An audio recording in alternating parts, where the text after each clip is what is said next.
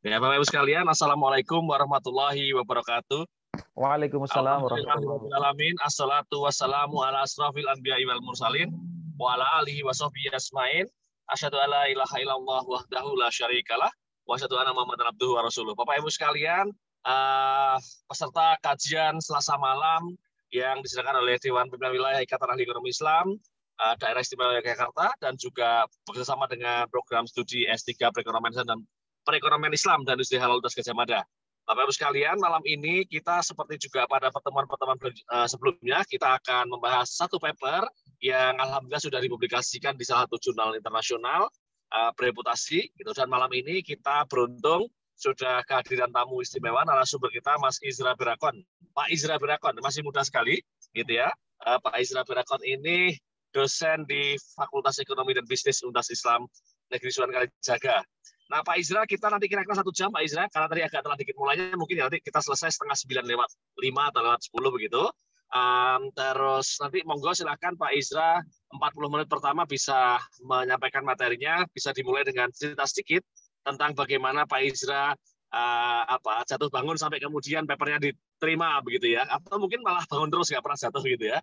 Nah, terus kedua juga sharing tentang substansi dari papernya ini gitu, dan terus saja nanti kalau bisa memberikan masukan ke depan gitu, kalau ada yang mau melakukan penelitian lanjutan harus bagaimana supaya bisa publikasi juga gitu. Kita konteksnya adalah saling menyemangati, saling memotivasi kita semua sebagai peneliti untuk bisa membuat penelitian yang baik dan mempublikasikannya. Gitu kira-kira pengantar dari saya, Pak Izra. Mohon maaf saya untuk sementara nggak pakai video dulu. Monggo kita mulai. Baik, terima kasih Pak Akbar. Saya mohon izin. Bismillahirrahmanirrahim. Assalamualaikum warahmatullahi wabarakatuh. Hamdan wa syukranillah wa salatu wassalamu ala rasulillah alladzi la nabiyya ba'da. Rabbi shrah li sadri wa yassir li amri wa hlul 'uqdatam min lisani yafqahu qawli. Allahumma anfa'na bima 'allamtana wa 'allimna ma yanfa'una warzuqna 'uluman tanfa'una fid dini wad dunya wal akhirah. Amma ba'd. Ya, mohon maaf Bapak Ibu ada telepon masuk ya. Oke, sudah saya silent sebentar. Baik, Pak Akbar, Bapak Ibu yang alhamdulillah pada kesempatan kali ini bisa bergabung. Ini suatu kehormatan bagi saya, diberikan panggung, diberikan kesempatan, diberikan mimbar akademik untuk bisa berdiskusi ya, kemudian bisa berbagi, dan tentunya penelitian ini juga belum sempurna ya karena ada banyak keterbatasan ya di penelitian ini, dan mudah-mudahan nanti Bapak Ibu para hadirin, para partisipan yang ada di kajian malam ini bisa memberikan feedback yang atau masukan yang konstruktif untuk bisa melahirkan paper-paper berikutnya, atau bahkan mungkin dari diskusi kita kali ini kita mungkin punya kesempatan untuk menulis bareng gitu ya. Jadi saya punya semangat gitu ya, dan kita semua sebagaimana tadi yang sudah disampaikan oleh Pak Akbar, saling menyemangati ya, dan tentunya untuk menghidupkan dan membumikan ekonomi Islam ya, ekonomi dan keuangan Islam, yang kita perlu melakukan kolaborasi sinergi, dan mungkin inilah saatnya, inilah waktunya untuk kita bisa sama-sama berkolaborasi. Baik, saya mohon izin share screen. Pak Akbar sudah dikasih oke. Jadi Bapak Ibu nanti ini sharing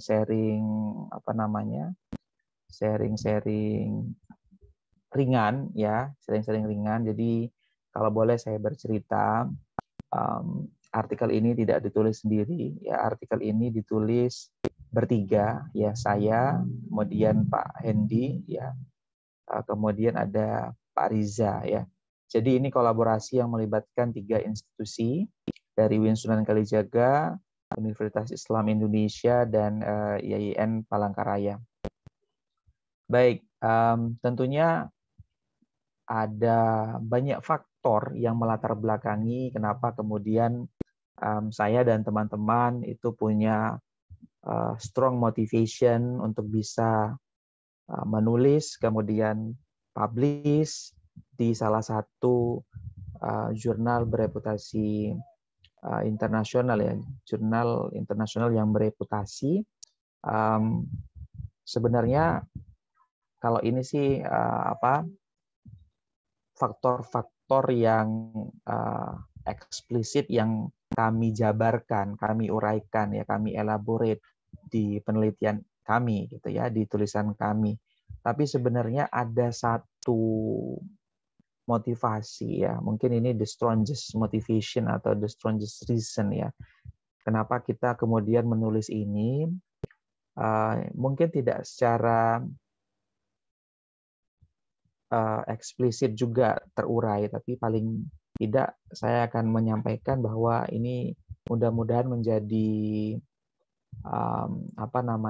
ikhtiar kami untuk melakukan promosi, sosialisasi, dan tentunya meningkatkan literasi tentang cash wakaf atau endowment fund ya. Kalau di luar negeri mungkin sudah sangat terkenal kampus-kampus top, Harvard Endowment Fund, ya Oxford Endowment Fund. Nah, di Indonesia atau Islam juga punya skema ya yang luar biasa, dan memang ini tujuan kami untuk melakukan promotion ya, melakukan sosialisasi bagaimana memperkenalkan cash wakaf atau endowment fund sebagai salah satu instrumen atau produk dari Islamic Social Finance atau Islamic Social Fund. Ya, nah selain itu baru kemudian kami punya beberapa faktor-faktor yang kemudian menstimulus pikiran kami, hati kami, gerakan kami ya, sehingga kemudian bisa menulis ini hingga selesai. Yang paling disoroti adalah sebenarnya cash wakaf ini sebelum Undang-Undang ya nomor 41 tahun 2004 itu disahkan ya. Tahun 2002 Majelis Ulama Indonesia itu sudah terlebih dahulu ya mengeluarkan fatwa dibolehkannya atau hukum dari cash wakaf adalah zawaz, artinya boleh ya. Dari sini kemudian pintu masuknya.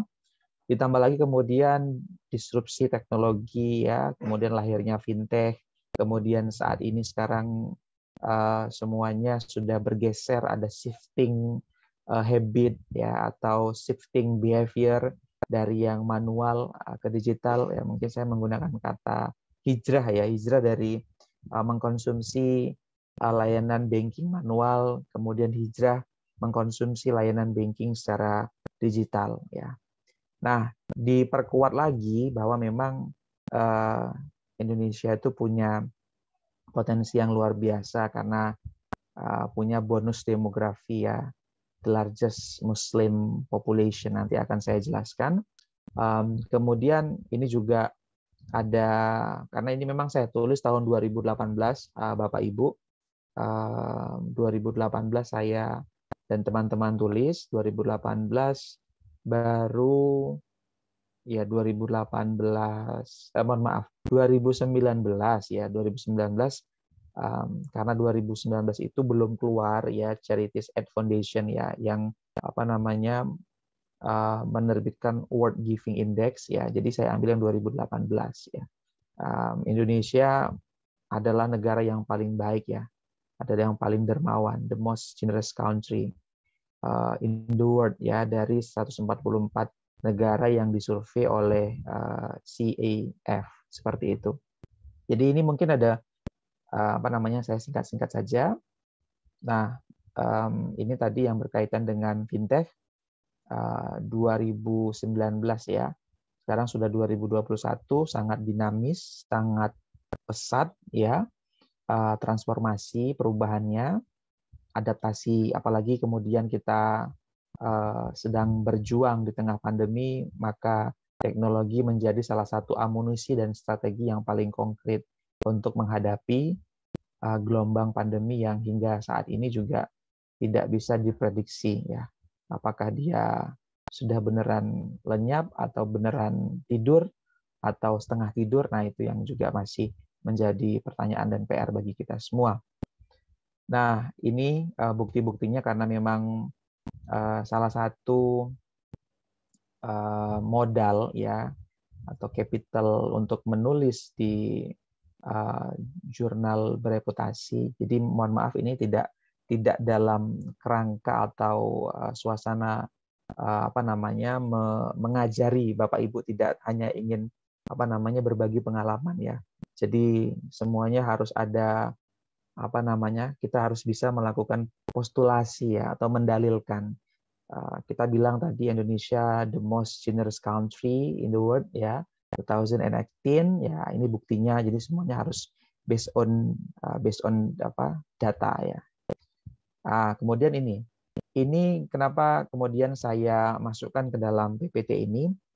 Jadi ini adalah pertanyaan pertama yang saya dapatkan ketika paper ini direview ya, kemudian oleh editor ya, mereka berdeliberasi mungkin ya, oke, ini diterima, tapi ya kamu punya banyak ya PR gitu ya, punya banyak PR ya. Jadi ini major revision. Waduh, saya begitu mendapatkan major revision begitu, nggak masalah karena yang penting sudah ini akan diterima kalau major revision ini kamu revisi ya.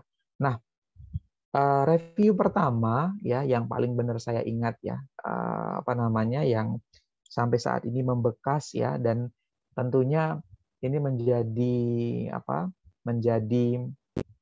acuan ketika saya dan teman-teman nanti menginisiasi ya topik-topik penelitian. Jadi salah satu reviewer itu bertanya ya, kamu menulis di jurnal internasional gitu. Kamu menulis jurnal internasional.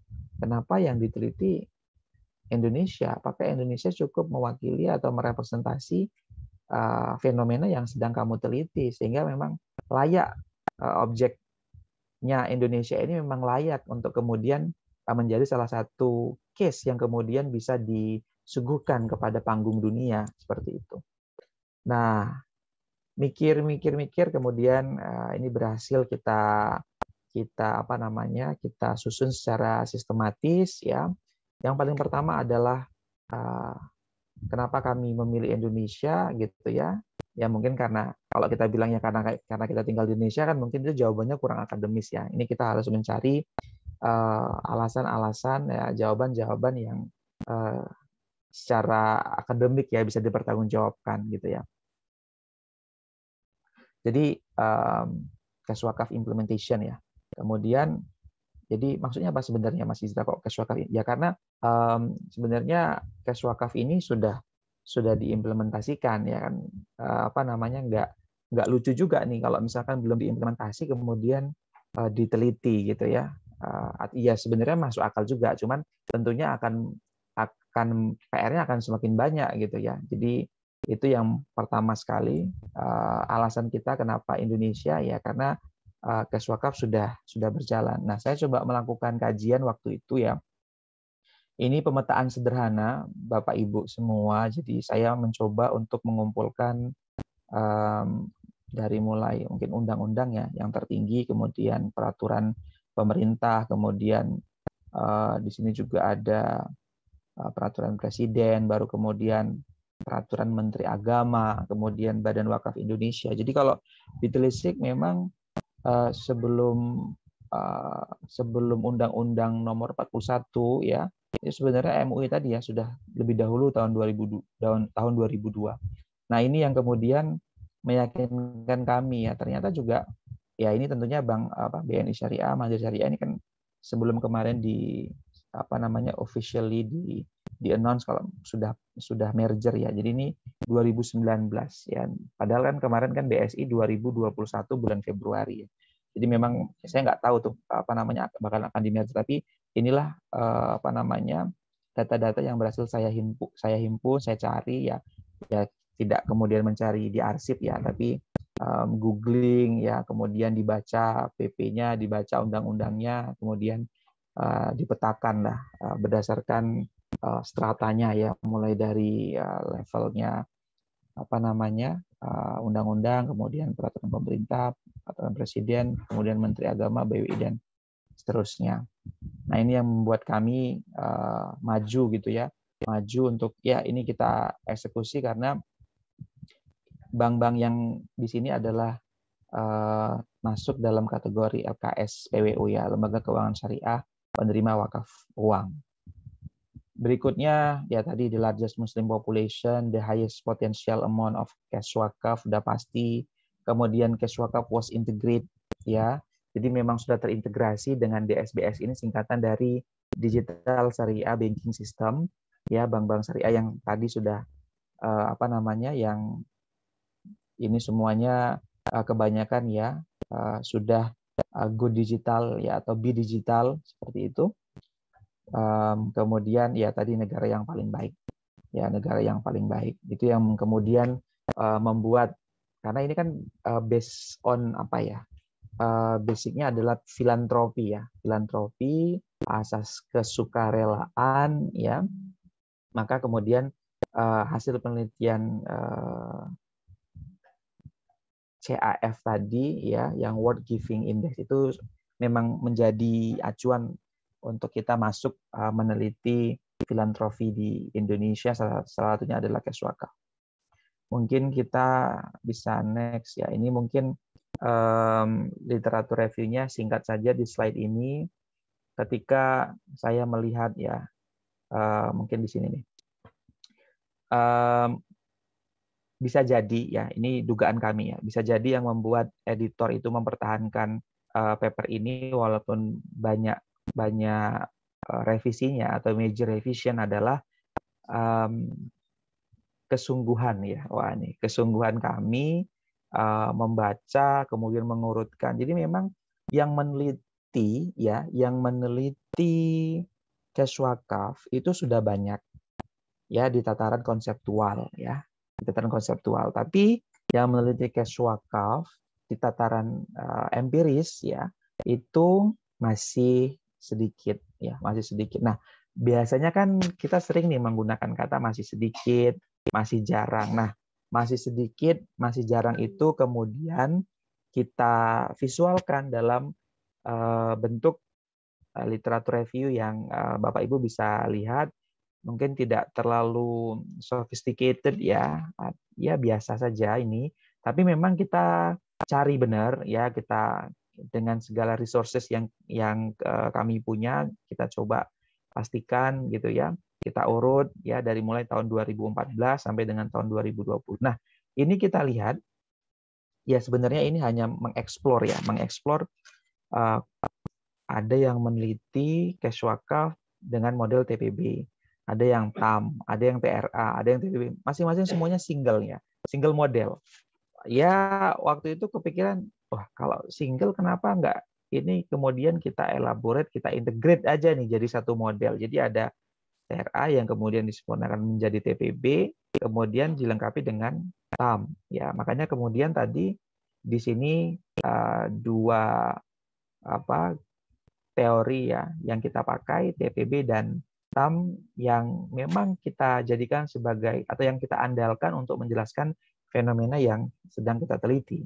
Seperti itu. Jadi ini membuat kami semakin semangat nih. Wah, ternyata memang ya penelitian TAM, TPB kemudian didesain untuk mengeksamin ya cash wakaf ini memang masih berpeluang ya untuk kemudian menjadi salah satu topik menarik yang bisa dipertimbangkan oleh editor jurnal internasional bereputasi sehingga kemudian bisa dipublikasi seperti itu. Jadi kami melakukan ya kajian seperti ini, dibaca ya. Nah, kebetulan memang ini kan hanya menampilkan ya, menyajikan, tapi memang ini benar-benar kami baca agar benar-benar kami mendapatkan insight bahwa memang salah satu novelty, nah itu novelty dan uniqueness ya, itu yang harus kita punya kalau kita memang benar-benar ingin publish di international journal ya. Jadi mungkin kalau bahasa marketingnya adalah value proposition ya. Apa yang membedakan kita dengan penelitian-penelitian yang sudah ada. Makanya kemudian kami mengeksplor, ya, menggali secara mendalam, dan inilah novelty kami, yaitu mengintegrate TRA, TPB, dan TAM dalam satu kesatuan untuk mengexamine atau menginvestigate, ya, faktor-faktor yang menstimulus atau mendeterminasi keputusan individu untuk melakukan atau berpartisipasi dalam cash wakaf program melalui digital syariah banking system. Oke, ini dia modelnya. Nah, saya mau cerita dulu. Ini model selain memang menggunakan menggunakan kajian literatur, ya. Selain menggunakan kajian literatur, sebelum kemudian model ini menjadi model yang established untuk kemudian dites, ya, dengan pendekatan empiris menggunakan prosedur statistik yang bisa dipertanggungjawabkan, kami berdiskusi, ya. Jadi sebenarnya apa sih yang memengaruhi keputusan individu atau niat seorang untuk berwakaf? Apakah memang karena ini basicnya adalah karena memang karena memang eranya digital, ya. Jadi karena memang eranya digital, makanya kemudian orang berbondong-bondong untuk berwakaf, ya, berwakaf uang, karena cash wakaf ini waktu itu digaungkan menjadi salah satu halal lifestyle seperti itu, atau karena apa lagi, ya. Jadi setelah kami coba renungkan, gitu, ya, ternyata tidak hanya TAM ini sebenarnya. Jadi subjective norm dan perceived behavioral control itu juga punya andil besar, gitu, ya. Komunitas, orang-orang yang berpengaruh itu mungkin yang lebih punya punya strong effect, ya, untuk kemudian bisa mempengaruhi orang untuk kemudian bisa berpartisipasi dalam program cash wakaf. Jadi subjective norm dan perceived behavioral control ini kita jadikan sebagai kalau subjective norm itu sebagai external factor dan perceived behavioral control itu sebagai internal factor, ya. Dan kemudian inilah model yang kita coba coba usulkan dan diuji lebih lanjut dalam penelitian ini. Oke, ini metodologi, ya. Jadi Indonesian Muslim Youth, ya.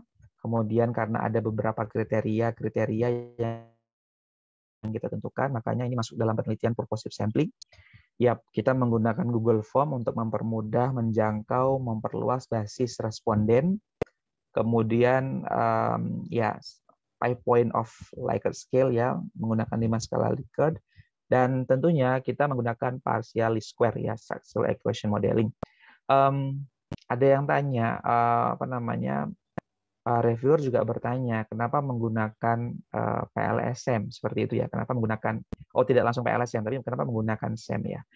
Jadi saya ingat betul, dan ini terinspirasi dari bukunya Prof. Mahfud Solihin yang kemudian menginspirasi saya untuk langsung mencari tahu, ya, penulis atau yang si pengembang asli WPLS, karena Prof. Mahfud, ya, dan Pak Dr. Dwi Ratmono menulis buku WPLS, ya.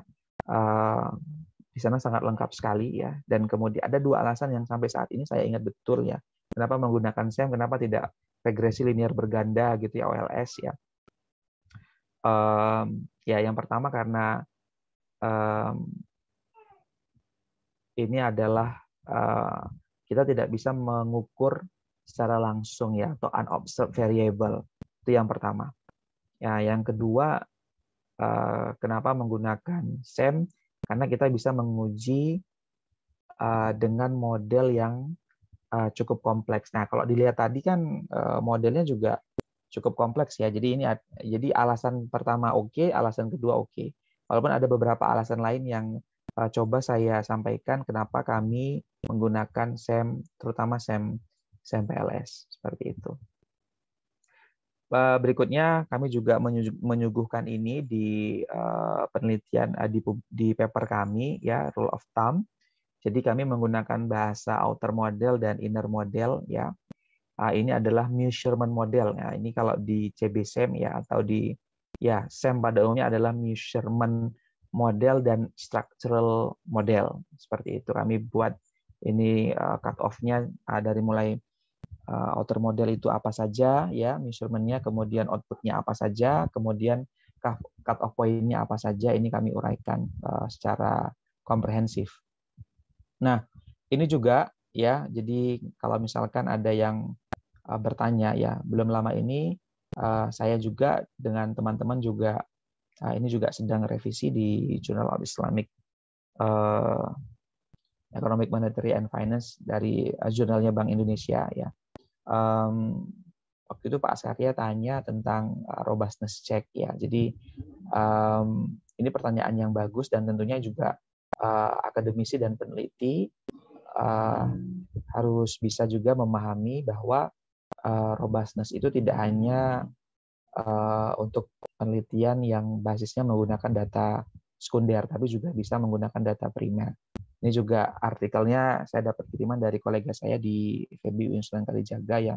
Alhamdulillah kita sudah punya iklim yang bagus untuk kemudian bisa menuliskan ya atau menerjemahkan ide-ide itu dalam paper yang kami publish bersama-sama ya, bersama-sama ke jurnal internasional agar memiliki dampak yang luas. Jadi ini kalau misalkan nanti teman-teman mau baca, ini adalah penelitian Hare tahun 2018 mengenai robustness check ya di penelitian yang menggunakan data primer khususnya untuk partial least square ya, SEM analysis. Ini discriminant validity, saya mungkin tidak perlu banyak bercerita karena Bapak Ibu pasti sudah lebih memahami dari saya ya, tapi setidaknya ini yang kami lakukan. Discriminant validity ini untuk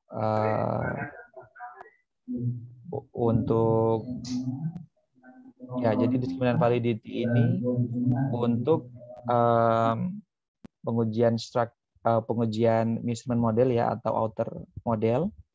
Nah, Bapak Ibu, ini yang mungkin perlu juga saya sampaikan malam ini, ya ini adalah bagus ya. Kenapa saya bilang bagus? Selama ini kami, terutama saya, itu hanya memahami adanya vertikal atau classical collinearity. Jadi dulu misalkan kita menggunakan uji asumsi klasik ya, multikoliniaritas, itu kita memastikan variabel independen yang kita gunakan benar-benar independen ya, tidak berkorelasi ya. Kalau korelasinya tinggi berarti jangan-jangan itu sebenarnya variabel yang sama sehingga obatnya ya dipilih salah satu, dieliminasi salah satu, seperti itu. Nah, tapi ternyata Koch dan Lin itu memperkenalkan bahwa ternyata sangat mungkin sangat mungkin korelasinya itu tidak hanya dengan variabel independen, tapi bisa jadi dengan variabel dependen. Ya, makanya kemudian Koch dan Lin mengusulkan adanya lateral collinearity. Dan oleh Koch sebagai pengembang software WAPLS, Bapak Ibu nanti bisa ikut di websitenya, beliau sangat update ya, teknik-teknik baru gitu bisa Bapak Ibu pelajari nanti di WAPLS. Prinsipnya dengan adanya seperti ini, WAPLS itu saya nggak tahu ya di software-software yang lain apakah memang sudah menyediakan ini, tapi sependek ya nanti mungkin bisa dikoreksi ya, sependek yang saya tahu gitu ya, tidak berusaha membandingkan dengan software-software PLS yang lain, tapi memang well state bahwa WAPLS ini yang baru bisa menghadirkan koefisien ya atau indeks yang mengukur lateral collinearity, tidak hanya berbasis vertikal tapi juga vertikal dan horizontal.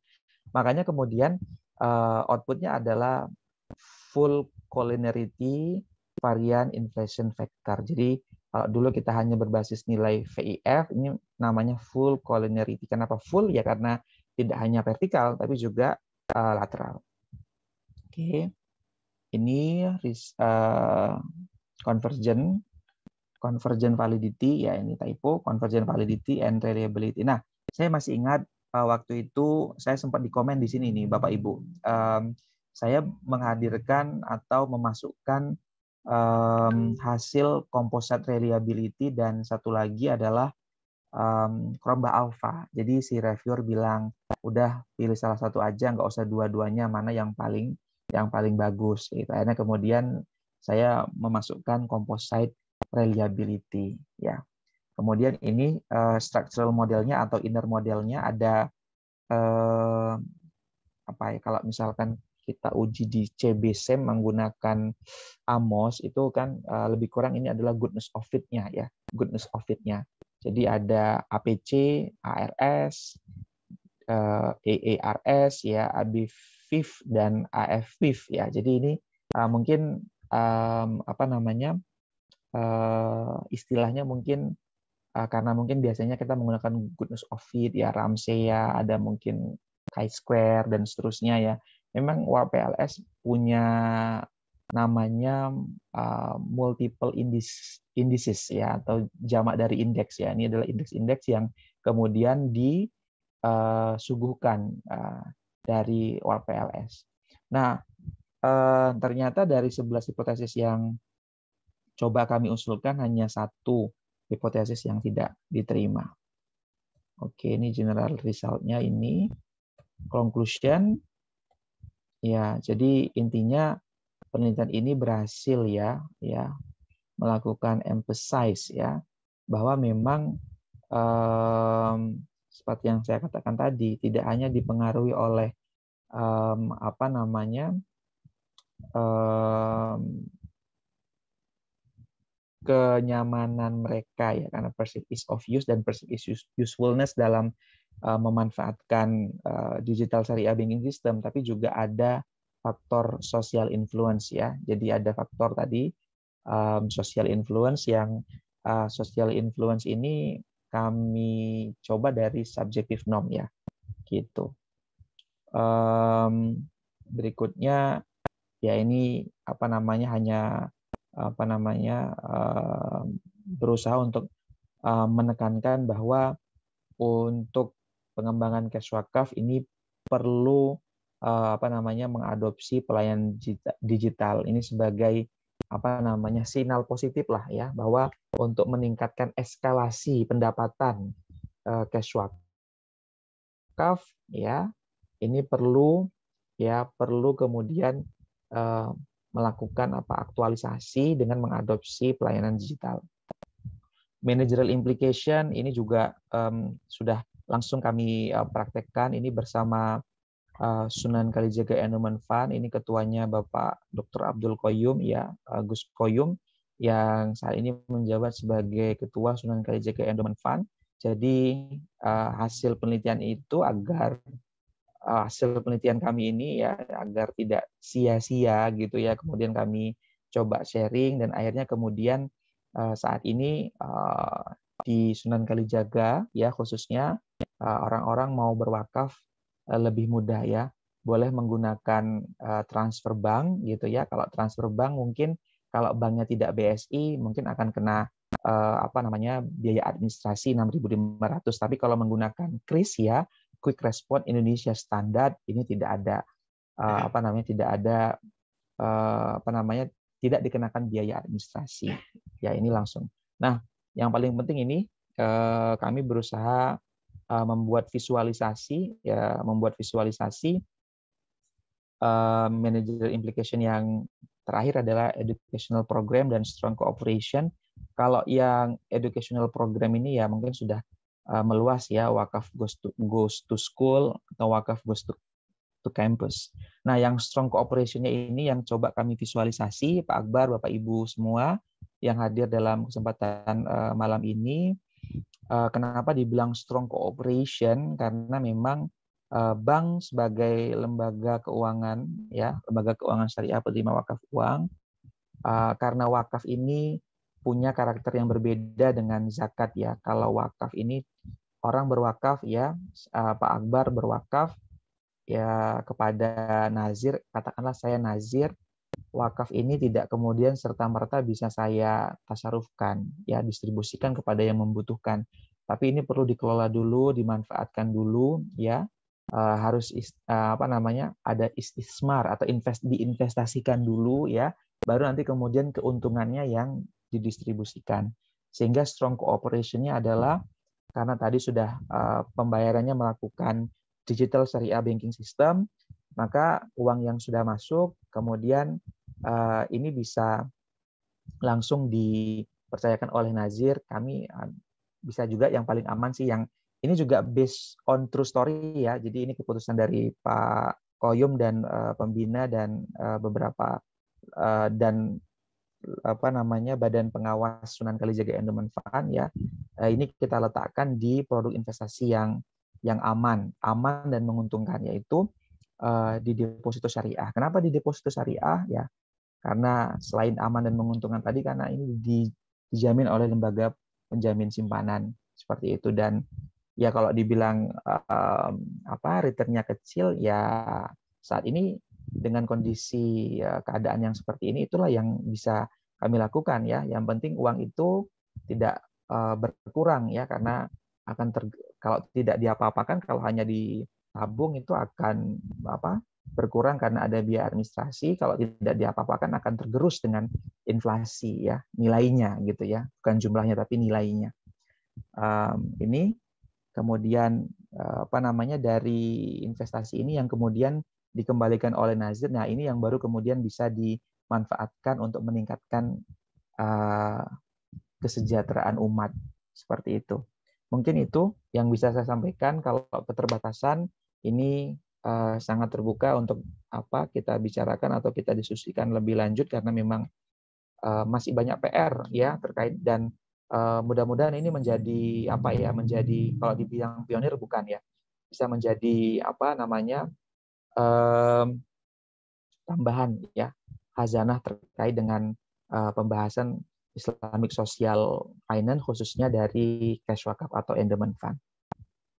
Mungkin begitu Pak Akbar dan teman-teman semua. Terima kasih, saya kembalikan ke Pak Akbar. Baik, terima kasih Mas Izra, Pak Izra ya, luar biasa. Saya kira kita dapat banyak ilmu lah gitu. Nah, monggo Bapak Ibu sekalian, silakan kalau ada yang ingin menyampaikan pertanyaan, diskusi, tanggapan gitu ya. Pernyataan juga boleh gitu ya. Ini Mas Izra ini walaupun jumlahnya cuma 19, tadi sempat 20, tapi ini orang-orang top-top ini gitu ya. Saya kira ini forum yang sangat berbobot gitu. Insya Allah, jadi kita memang tidak terlalu mengejar jumlah orang banyak gitu. Forumnya agak beda ini. Gitu. Ya, monggo. Silakan. Di sini saya lihat ada Prof Mahfud ini. Ada Prof Mahfud, ada Pak Heri Sudarsono, gitu, ada Chandra Sari dari UNY, ada beberapa yang lain dari tempat-tempat lain sepertinya, walaupun saya mungkin belum bisa menyebutkan dari mana. Gitu. Monggo silakan kalau ada yang ingin menyampaikan sesuatu. Iya, Pak Akbar, ini sepertinya ada Mas Danes ya. Ini. Oh ya, silakan. Oh tadi Mas Danes ya. Ya silakan Mas Danes. Atau di chat. Saya coba lihat, nggak ada chat atau. Halo, Mas Danes? Mungkin masih keputus itu tadi. Saya udah ngangkat tangan. Tadi juga kayaknya ada Pak Yudi Saputra tadi sempat mengangkat tangan. Pak Yudi? Jadi nggak? Mas Yudi ini alumni SPS, S2 Ekonomi Islam. Assalamualaikum Pak. Waalaikumsalam Pak Idra. Waalaikumsalam.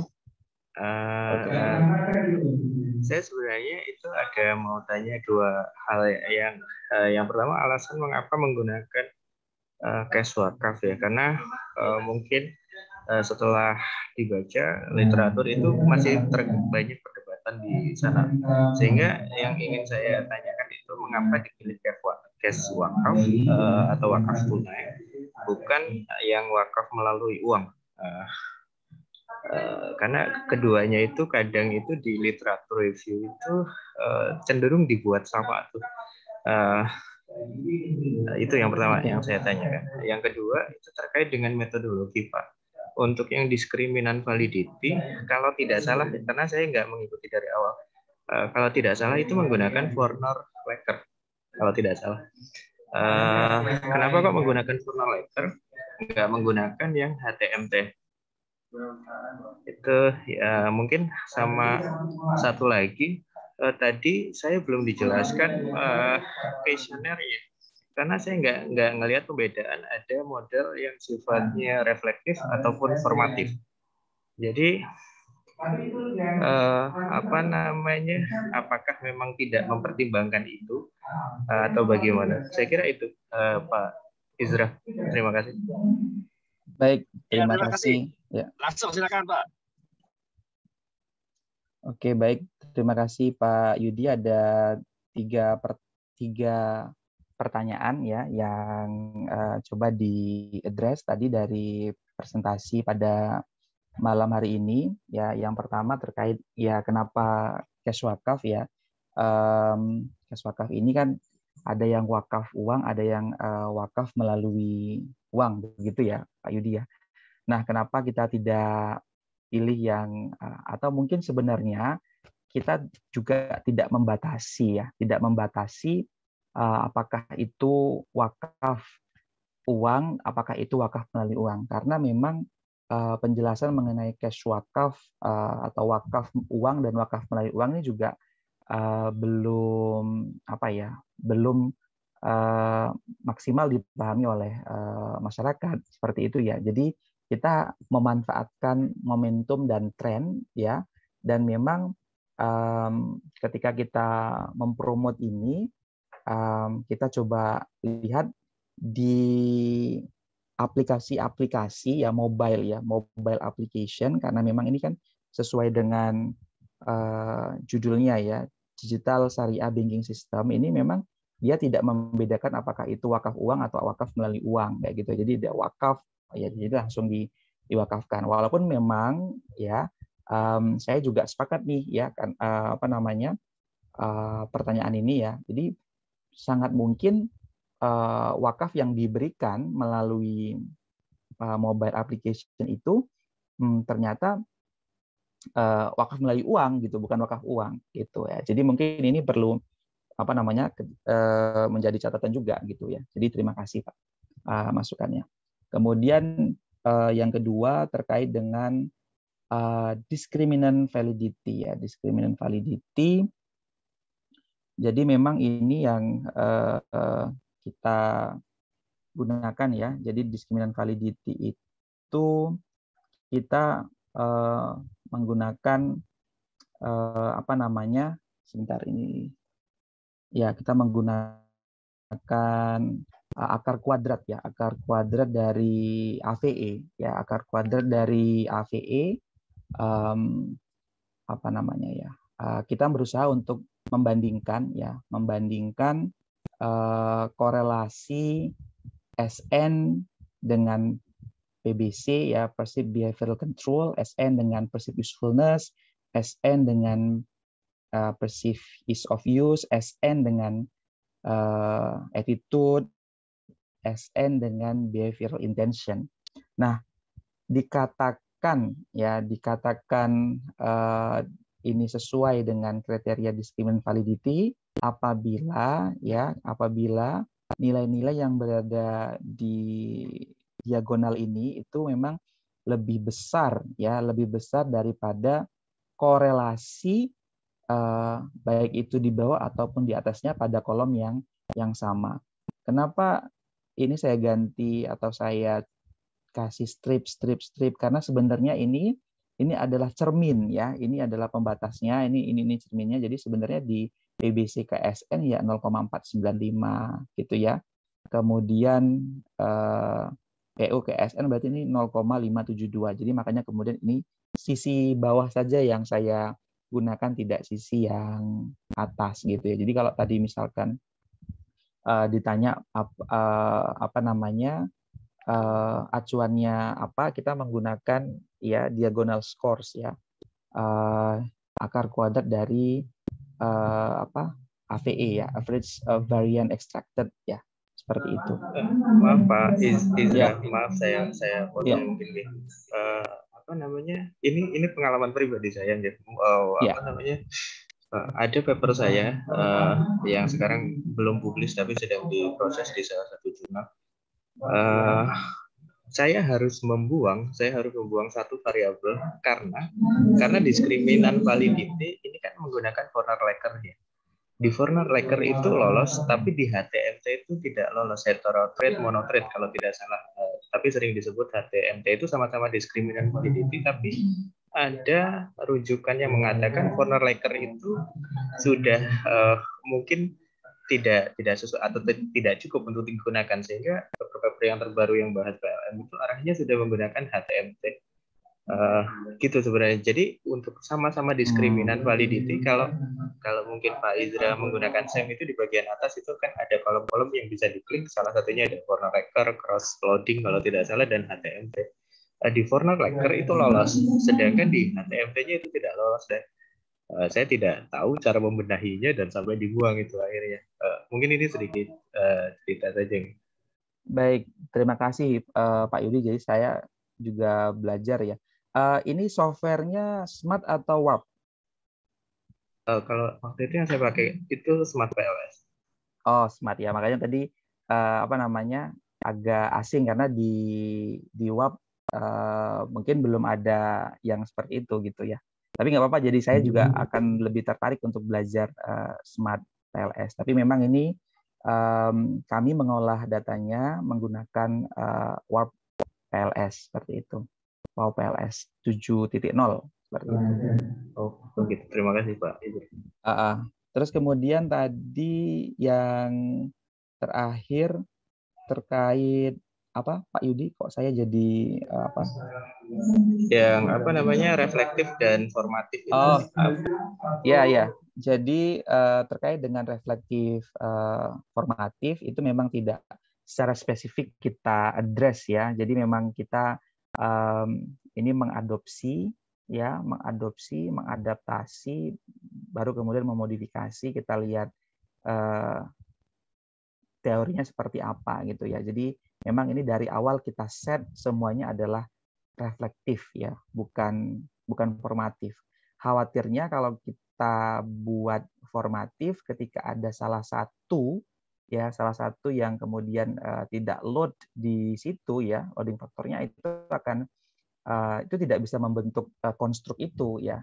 Ini juga pertimbangan kami ya, pertimbangan basic kami gitu ya. Karena kalau reflektif kan misalkan salah satu saja itu tidak gitu kan, itu masih bisa di-eliminate gitu ya. Misalkan ketika kita mau mengukur kepuasan nih, orang puas itu merefleksikan dia akan ngomong ke orang lain, kemudian dia akan nginep lagi di hotel itu gitu ya kalau puas, atau mungkin dia memang niat bulan depan ke situ lagi. Nah, ini kami posisikan sebagai reflektif ya, tidak formatif karena alasannya tadi seperti itu. Tapi memang dari awal kita tidak berusaha menyinggung terlalu spesifik apakah itu reflektif, apakah itu formatif. Tapi mungkin next di penelitian berikutnya mungkin akan menjadi kajian khusus gitu ya. Terima kasih Pak Yudi. Ya, baik. Terima kasih Pak Yudi dan juga Pak Izra. Tadi Pak Danes itu masih akan mengajukan pertanyaan. Tadi kata Pak Danes karena masih di-mute oleh host, nggak bisa unmute sendiri. Mungkin di-unmute Pak Izra. Hostnya sekarang Pak Izra ini. Iya. Oh gitu. Has to unmute. Nah, belum, masih belum di-unmute itu. Mohon dibantu di-unmute dulu, Mas Danes. Nggak tahu itu perasaan biasanya langsung bisa itu. Tadi Pak Yudi juga langsung bisa. Kenapa cuma Mas Danes yang nggak bisa? Iya. Ini tadi saya langsung bisa, Pak. Nanti jangan dikira saya sabotase loh, Mas Danes. Aduh. Ini saya sudah coba klik. Ya Pak Izra, klik peserta, orangnya peserta itu, terus kemudian partisipan, yang lalu kemudian Mas Danes di unmute gitu, klik kanan unmute. atau saya Ya, jadiin ini karena saya pakai sudah. HP, jadi saya nggak bisa nggak Enggak bisa ya. tarik Ilyas. Ya, belum Enggak. bisa ya, udah nggak Belum apa. bisa. Nanti Atau saya Mas Daniel pertanyaannya ditulis saja lewat chat, gitu ya. atau Oke, jadikan host aja ya, silakan. Pak. Mungkin ada yang lain dulu aja. Kalau ada yang lain, kami persilakan. Di sini saya sapa dulu ada Bu Utari Vilapike dan juga Bu siapa ini Bu Fitri Santi kalau tidak salah dari Untas Bengkulu. Terima kasih sudah hadir di acara kajian malam ini. Nah, silakan Bapak Ibu sekalian yang lain yang akan menyampaikan pertanyaan atau diskusi. Menarik tadi saya kira diskusinya. Sambil menunggu mungkin Pak Akbar ini mumpung ada Prof. Mahfud ya, jadi benar-benar berterima kasih nih kepada Prof. Mahfud yang sudah menulis buku Warp PLS dari mulai waktu itu saya belajar betul sebelum saya lulus ya di FEB UGM di program Magister and Doktor FEB UGM. Waktu itu awal-awal beliau memperkenalkan buku itu masih 3.0 ya, sekarang sudah 7.0. Jadi dari revolusi dari 3, 4, 5, 6, 7 itu benar-benar saya ikuti. Tapi mungkin ini saya nggak tahu ya apakah ini bagus atau tidak gitu ya, karena saya jadinya tidak tertarik belajar yang lain gitu. Saya benar-benar ingin fokus ke Warp PLS karena benar-benar Pak Mahfud dan Pak Dwi Ratmono itu menjelaskan dengan sangat rinci, dengan sangat detail ya, tidak hanya sekedar membuat tutorial, tapi juga menjelaskan secara teori, termasuk tadi yang saya sampaikan ada full collinearity. Kalau selama ini hanya ada multi-call yang vertical collinearity gitu ya. Sementara Pak Mahfud dan Pak Dwi menjelaskan dengan sangat baik, dan itu yang mungkin sampai sekarang sangat melekat dan sangat membekas ya, sehingga saya susah move on nih dari Warp PLS. Nggak tahu ini yang termasuk bagus atau nggak, tapi menurut saya sih nggak bagus ya. Harusnya seperti yang tadi Pak Yudi sampaikan kan, jadi saya juga ternyata ada beberapa pendekatan lain yang untuk menentukan diskriminan validity seperti itu. Jadi Prof matur nuwun sangat Prof atas pencerahannya nih dari bukunya sampai sekarang. Mudah-mudahan jadi amal jariah, Prof. Baik, ini sudah ada pertanyaan tertulis dari Mas Danes itu. Pertanyaannya adalah tadi pakai robustness test. Kalau di data sekunder, robustness test tabelnya ada tabel tambahan.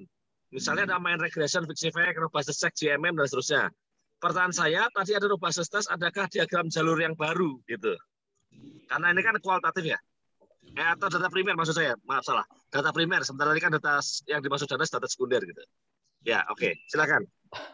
Baik Pak Akbar, Mas Danes, terima kasih. Memang ini tantangan kalau di data sekunder itu robustness check-nya ada sudah sering dilakukan dan kita juga sering bisa merujuk ya. Tapi kalau untuk yang data primer ini memang tidak secara eksplisit juga, tapi memang paling tidak inilah pintu masuknya para peneliti yang menggunakan data primer ya. Jadi robust itu ya, kalau ini yang saya pahami, tapi mungkin nanti bisa diluruskan oleh teman-teman ya. Menurut saya robust untuk data primer itu ketika seluruh prosedur untuk pengujian PLS-SEM, baik itu menggunakan Smart PLS atau menggunakan Warp PLS atau dengan software-software atau pendekatan yang lain, itu sudah dilakukan ya. Jadi contohnya gimana ya, mulai dari yang di sini sample size-nya sudah benar atau belum gitu ya, kan ada kalau kita mengacu ada Bartlett ya, ada minimum sampel kalau untuk penelitian data primer itu ada berapa, kemudian dengan hukum 10 kali dari jumlah anak panah yang mengarah ke satu yang paling banyak ya. Ini misalkan tadi kayak di saya ada konstruk, kemudian ada arah panah, anak panah yang kemudian mengarah ke konstruk tersebut, kemudian dikalikan 10 ya, itu juga cara untuk menentukan apakah sampelnya cukup atau tidak. Nah, ketika ini semuanya sudah dimulai dari preliminary consideration, kemudian measurement model ya, measurement model ini juga sudah dilakukan ya, kemudian structural model juga sudah dilakukan. Ini robust gitu menurut saya, atas diagram yang diusulkan atau dipropos oleh R et al tahun 2018. Jadi tidak kemudian kita menambahkan lagi ini namanya robustness khusus seperti itu. Tapi mungkin cukup dengan sudah kita melakukan tahapan demi tahapan itu, kemudian kita katakan bahwa kita sudah menggunakan prosedur yang tepat dan benar seperti itu. Jadi robustness check-nya Mas Danes untuk data primer yang saya pahami dari artikel ini, yang mungkin ini juga menjadi kiblat beberapa peneliti atau banyak peneliti di luar sana yang menggunakan basis data primer, robustness itu tidak kemudian ada sendiri gitu ya, tapi memang kalau sudah melakukan tahapan-tahapan itu yang dikategorikan sudah melakukan robustness check. Mungkin itu jawaban saya, Mas Danes.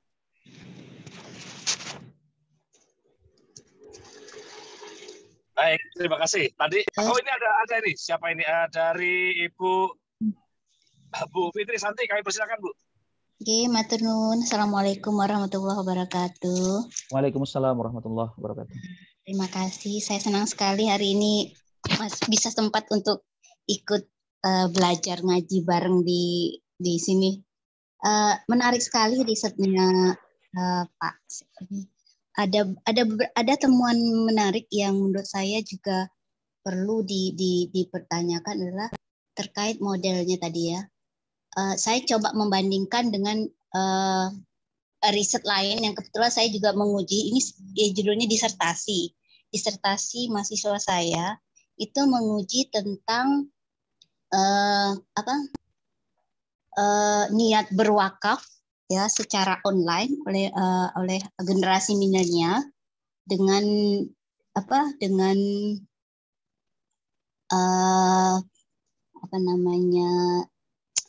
ulama sebagai endorse gitu ya. Jadi modelnya mirip-mirip gini juga, mirip menggunakan model TRA dan seterusnya itu. Tapi ditambah dengan variabel religiosity di situ. Nah, temuan menariknya adalah ketika diinteraksikan antara religiosity dengan endorse dari ulama, itu hasilnya menunjukkan bahwa endorse ulama malah membuat pengaruh religiosity itu menjadi negatif gitu. Jadi saya juga agak surprise juga itu. Mungkin bisa nggak dikaitkan dengan studinya Mas ini gimana? Bisa bantu saya? Baik Bu. Ya, jadi baik. Jadi memang waktu itu pertimbangan sebenarnya kita sudah ini ya, ya mungkin ini nggak tahu ya kelebihan atau kekurangan juga ya. Siti dimasukkan tambahan di situ. Betul. Jadi sebenarnya Bu, kita ketika menyusun kuesioner ya atau mengembangkan itu ya, karena kan kita tidak membuat dari awal ya, kita hanya menggunakan metode adopsi, kemudian adaptasi dan modifikasi sesuai dengan kebutuhan riset kita ya. Kita juga sudah bertanya terkait dengan religiosity, Bu. Tapi ternyata hasilnya juga nggak signifikan gitu ya. Kalau tadi negatif kan malah semakin religius malah semakin nggak berwakaf ya. Ini bisa jadi memang kita perlu lihat juga. Ya, makanya untungnya saya waktu itu tidak signifikan, Bu. Tapi kalau misalkan seandainya itu negatif signifikan, ya sebenarnya ini temuan yang harus dipecahkan, Bu ya. Orang kok semakin religius kok semakin nggak mau berwakaf, ini memang susah ini. Di nalar-nalar dengan ulama malah dia semakin negatif. Enggak, pengaruhnya itu awalnya adalah positif. Tapi setelah ada interaksi dengan endorse itu malah jadi negatif. Penjelasannya gimana? Saya berpikir kira apa ya kira-kira. Oke, Bu, tapi kalau itu ada interaction effect, artinya kan itu moderation effect ya. Tugasnya apakah dia memperkuat atau malah sebaliknya memperlemah ya. Dugaan saya nggak tahu nih, tapi ini maksudnya ketika mendengar ini bisa juga ada ketidakpercayaan mungkin kepada ulama jadinya gitu ya, atau mungkin distrust ya dari individu-individu itu yang kemudian sebaiknya malah nggak usah di-endorse sama ulama, orang juga sudah mau berwakaf, tapi kemudian di-endorse yang mungkin pada saat itu saya nggak tahu ya Bu ya. Jadi apakah ulama yang dimaksud itu kemudian mereka sudah punya persepsi ulama yang dimaksud itu adalah ini dan kemudian mungkin mereka tidak percaya gitu, sehingga ini yang kemudian membuat arahnya tadi jadi terbalik gitu ya, bukan memperkuat tapi malah memperlemah gitu. Atau mungkin bisa bisa dihubungkan dengan fenomena yang saat itu sedang terjadi. Apakah memang ada masalah gitu ya antara ulama setempat dengan masyarakat, atau mungkin pernah ada kasus apa gitu. Itu mungkin membekas gitu ya, membekas karena kan orang mengisi kuesioner itu berdasarkan pengalaman yang mereka lihat seperti itu. Kebetulan itu sampelnya sih Indonesia sih. Agak aneh juga, dia masukin juga variabel trust di situ, variabel trust, religiosity. Jadi interaksi antara endorsement dari ulama ke trust itu malah positif. Jadi adanya endorsement ulama memperkuat trust dan mendorong niat untuk berzakat secara online itu lebih kuat. Tapi dengan religiosity malah terbalik gitu. Itu jadi saya agak aneh bertanya gitu. Kira ada ya Pak? Iya. Jadi iya ya Bu. Iya. Baik Bu, ini juga terima kasih Bu Fitri Santi. Baik, terima kasih Pak Izra. Karena waktu kita ini sudah hampir 1 jam ini, mohon perkenan Pak Izra untuk berikan closing statement untuk kajian kita malam ini. Monggo. Baik, Pak Akbar dan Bapak Ibu semua yang sudah berkenan hadir, ya Prof. Mahfud dan guru-guru saya semuanya yang tidak bisa saya sebutkan satu persatu, terima kasih. Harapannya penelitian terkait dengan Islamic Social Fund atau Social Finance ini tidak berhenti ya di sini, dan terus ada perkembangan yang lebih dinamis ya. Mungkin kalau selama ini mungkin kita hanya menggunakan tadi ya adaptasi, modifikasi, mungkin kita bisa mendevelop ya berdasarkan FGD dengan beberapa expert ya. Jadi itu Pak Akbar, semoga kita juga istiqomah juga nih. Jadi tidak hanya meneliti tapi juga bagian dari wakif yang rutin berwakaf. Seperti itu. Amin. Terima kasih Pak Izra Pirakon yang telah menjadi narasumber kita hari ini, dan terima kasih juga kepada semua Bapak sekalian yang sudah berkenan hadir dalam diskusi kita. Bapak sekalian, kami juga mengundang Bapak sekalian yang sudah punya publikasi paper di jurnal internasional bereputasi untuk mendaftar gitu ya, menjadi calon narasumber gitu. Jadi jika ada yang berkenan untuk sharing, tidak harus dari Jogja, dari luar Jogja juga boleh gitu. Jadi misalnya tadi misalnya Bu Fitri Santi gitu ya, punya paper yang memang sudah siap untuk di-share di sini, kami undang. Mungkin juga dari Jawa Timur, sebenarnya ada beberapa dari Jawa Timur juga kami undang gitu. Insya Allah kita bisa sama-sama belajar. Nanti di publikasi-publikasi kami biasanya di sana dicantumkan nomor telepon yang bisa digunakan untuk menghubungi jika ada informasi tambahan atau yang diperlukan atau untuk mendaftar untuk menjadi narasumber gitu ya. Bapak Ibu sekalian, terima kasih banyak atas kehadiran sekali lagi. Sehat selalu, sampai ketemu lagi Selasa depan. Assalamualaikum warahmatullahi wabarakatuh. Waalaikumsalam warahmatullahi wabarakatuh. Terima kasih. Terima kasih Pak Izra.